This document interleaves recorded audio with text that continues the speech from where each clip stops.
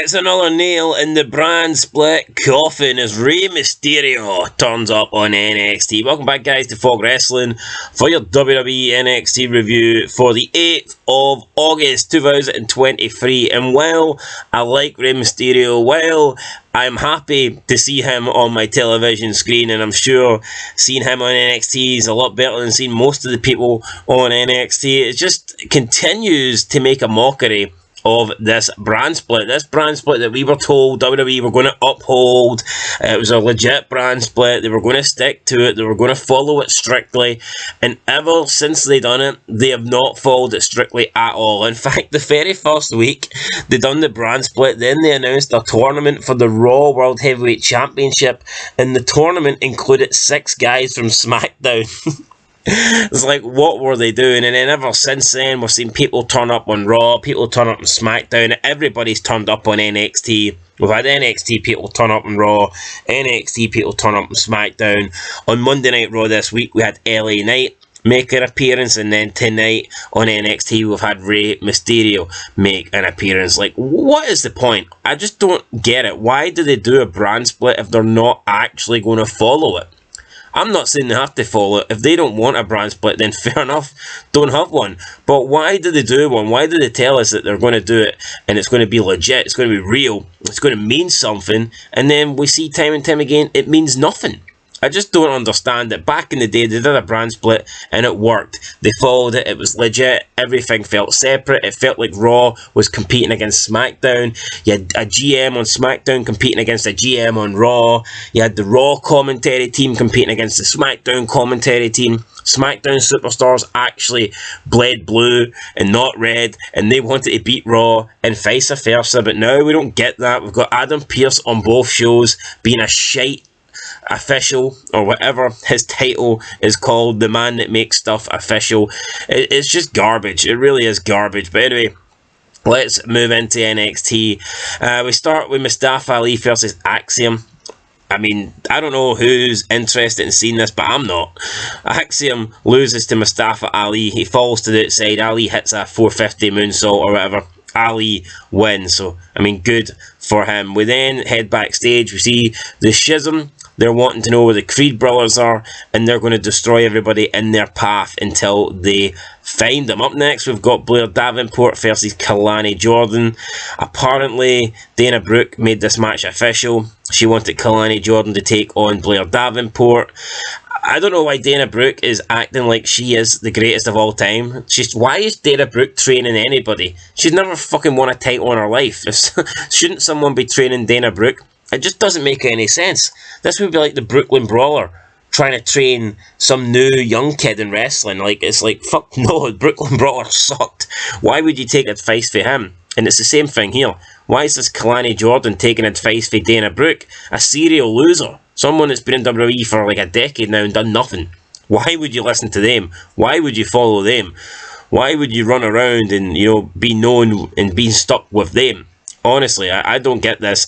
Blair Davenport wins. After the match, Dana Brooke's not happy. She takes her belt off. I mean, that's probably the only way Dana Brooke could actually do something in this company, if she took her pants off. But even then, nobody really wants to see Dana Brooke. So, I mean, what chance does she have? But she takes her belt off and she tries to hit Blair Davenport. And then she has a bit of an argument with Kalani Jordan. I mean, I don't give a shit about Kalani Jordan. I don't give a shit about Dana Brooke. And I don't care about Blair Davenport. Don't care about any of this stuff. Up next, with Noam Dar with the Metaphor taking on Tyler Bate. Tyler Bate had nobody in his corner. Why? Does Tyler Bate have no friends? Who knows? But he wins this match. He wins he defends the NXT Heritage Cup, but apparently it's not even the real cup. Well, he wins it actually. Wait, who's the champ? I don't even fucking know. Anyway, Tyler Bate wins. Then he's got the fake title. So there's two fake trophies. Do we really care though? I mean, one fake trophy or two fake trophies. The trophy doesn't mean anything. Trophy sucks. Then we got Dragunov calling out Trick Williams. Trick Williams came in. I like this. I think Trick Williams is actually better on the mic than Carmelo Hayes, and I know he's always overshadowed or undershadowed or whatever because Carmelo Hayes is the guy. He is him, and he does the in-ring work. He is the champion, and he is spectacular when he's in there. But I like Trick Williams too. and I think we need to see more of Trick Williams, and I'm glad that Trick Williams is getting a match at Heatwave to showcase what he's got. He'll probably lose to Dragunov, which sucks, but I like Trick Williams. I hope they don't split him up for Carmelo Hayes.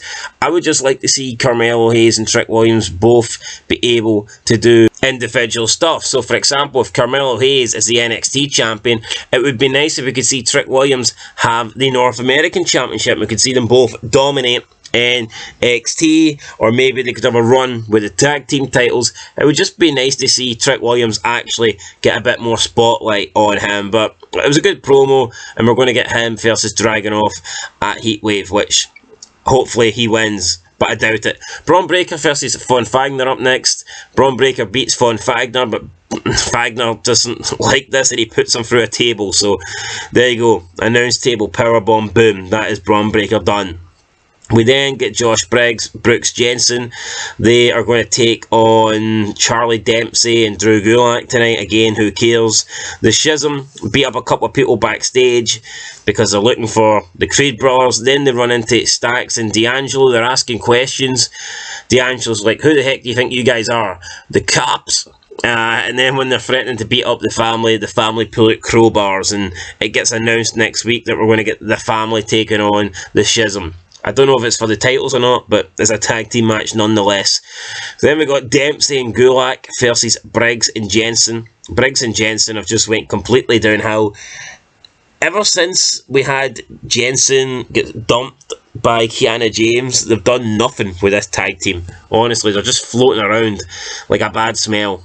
Someone needs to get some air freshener, some Febreze, and spray some of that shit, because these guys are just hanging around unwanted, not doing anything other than stinking the joint out. So yeah, do something. We then got Ivy Nile up next, taking on Kiana James. Kiana James won. We had the members of the Schism around ringside looking freaky, bashing the ring apron. Then Trick Williams is leaving the arena, and he gets called out by Gulak, Dempsey, and Kemp. They make fun of Trick Williams for being Carmelo Hayes' little sidekick, and then he basically calls Damon Kemp fat, and then refers to Dempsey as Charlie the Chocolate Factory. I mean, it was pretty funny. I like Trick Williams, like I said. Hopefully he goes on to be successful at Heatwave.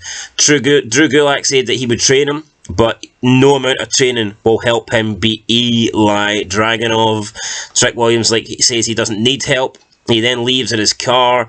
We get a drive-by for Wes Lee. Wes Lee tells Trick Williams to let Carmelo Hayes know that he's coming for him, but Trick Williams is adamant that he isn't his bitch. He isn't his lackey, even though everybody thinks that he is. And I definitely believe they're planning a heel turn here. I think we will see Trick Williams turn on Carmelo Hayes. I think he will just be sick of everyone thinking that he is Carmelo Hayes' little errand boy. And I see maybe him trying to attack Carmelo Hayes, possibly when he loses to Dragunov, and maybe he will be like, well, I helped you beat Dragunov, and you didn't help me. So that's what I think is going to happen.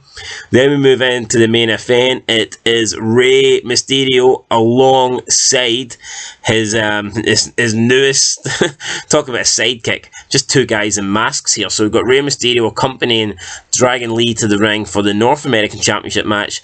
Obviously, Rhea Ripley is following Dominic Mysterio because she's always up his ass. Wherever Dominic goes, Rhea goes. We then get to the main event. I mean, it was the typical Dominic Mysterio match. I mean, the guy gets a lot of criticism. He's not great, but he's not horrible either. It's just Dominic Mysterio. You know, he's not bad. I think he's alright. He beats Dragon Lee. Obviously, Rhea Ripley at ringside. She helps. After the match, they get in the ring. They're taunting Rhea. Rhea gets in front of Rey and asks him, are you going to hit me? And obviously Rey Mysterio's not going to do that because he never does that. And then we got Lyra Valkyrie coming in, and she hit a kick to Rhea Ripley, and this made Ripley flee the ring, and she retreated alongside Dominic. And then you got Dominic and Rhea heading up the ramp with their tails tucked between their legs. Meanwhile, we got Lyra Valkyrie in the ring, standing tall with Rey Mysterio and Dragon Lee, even though Dragon Lee lost the match. So, will we get some sort of mixed tag here? Possibly. Could it be Rey and Lyra Valkyrie taking on Dominic and Rhea I don't think so. I think it's more likely to be Dragon Lee, which kind of sucks. I think there's definitely another Rey Mysterio match and a Rey Mysterio and Dominic match in the tank. I think they should have had one more. Maybe we will get it eventually, who knows. Maybe it could even be for the NXT North American Championship. Can you imagine Rey Mysterio took the belt off of Dominic? That would be an ass whooping. That would be teaching him some respect. I'd like to see that. So maybe we'll get Rey versus Dominic in the near future. But anyway, guys, that was it. Look, I'm absolutely fucking wrecked here. This show wasn't exactly waking me up. I'm going to give it a 2 out of 10. I thought some of the segments are okay, but wasn't the greatest NXT I've seen, to be honest. NXT's hit and miss lately, and tonight, in my opinion, this kind of missed. So yeah, that's it. Catch you in the next one. Until then, peace.